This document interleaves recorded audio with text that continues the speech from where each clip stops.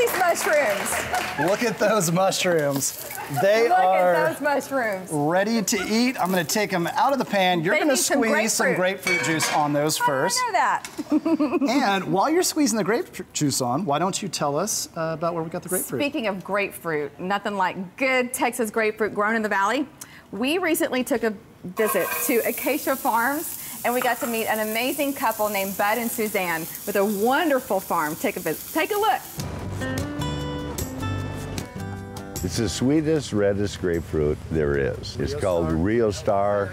Often we call it Rio Reds. I grew up a poor dirt farmer. We were organic because we couldn't afford fertilizer. We as commoner, we ate what grew on the farm. It was just out of necessity that we were organic, and we had to grow our own crops to eat. As life went on, I was in hardscape. I built huge boulder walls, 2-3 ton boulders, boulder walls, fountains, natural field stone sidewalks. I came down here thinking I was going to semi-retire. The real estate market went bad. I had to go back to work.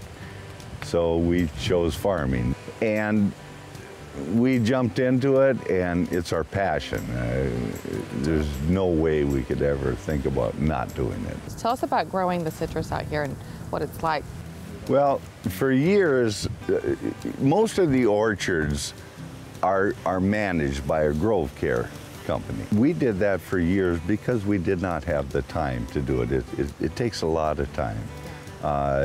It takes us at least 10 days a month to manage the orchards ourselves. We did not have an extra hour in a week, let alone 10 days a month.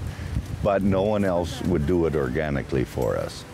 So we just decided to bite the bullet and go ahead and take care of it ourselves. Every spring, after they pick, Suzanne goes through and she will hand hedge every one of these rows.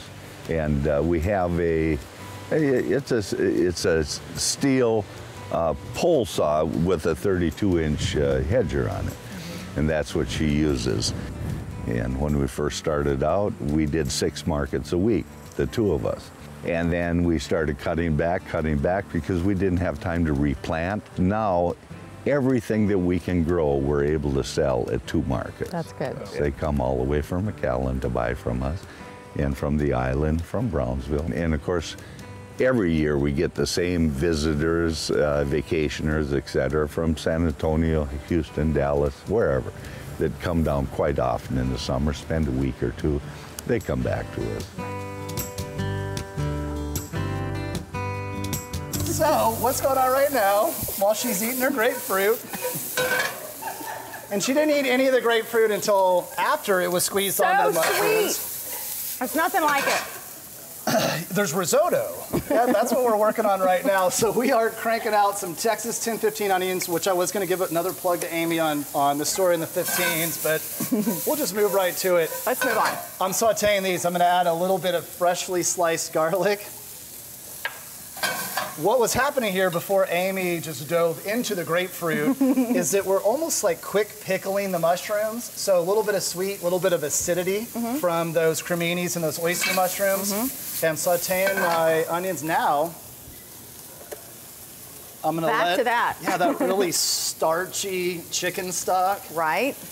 I'm gonna take my rice out of it. And now we're gonna sear this. I can't even do that. I was just going to ask, but I'd Don't. like for us to have a little bit of risotto left. There'll be nothing in the pan. left. It'll be all over the floor. But you've got these gorgeous mushrooms here with that grapefruit on it. I'm so curious what's going on there. And we're going to add that in fairly late, but what we're going to add now as well. So the rice is starting to toast. I'm going to put in some Texas, maybe, zipper peas. Zipper peas. Is that like a chickpea? Yes, similar. And also some Texas purple whole peas. These are very similar to black-eyed peas. Are these from, nope, they're not from Sides Farm? Not Sides yet. Not Sides yet. We'll be making a visit soon. They will take the same amount of time as our Borio rice, which is what we're using from the Tex Monte Rice Company. They'll take the same amount of time to cook. as the rice, and so it's all gonna come together, and what we're gonna do is slowly add chicken stock to this rice until it starts to get really creamy, Sounds good. delicious, and bring all those Sounds flavors together. Sounds really, really good. One day we need to do a whole class on just how to do that. Right? Yes, you want to watch that, don't you? I'm gonna bring a lot of groceries for that one. Okay, well, y'all stay with us. We'll be right back after this break.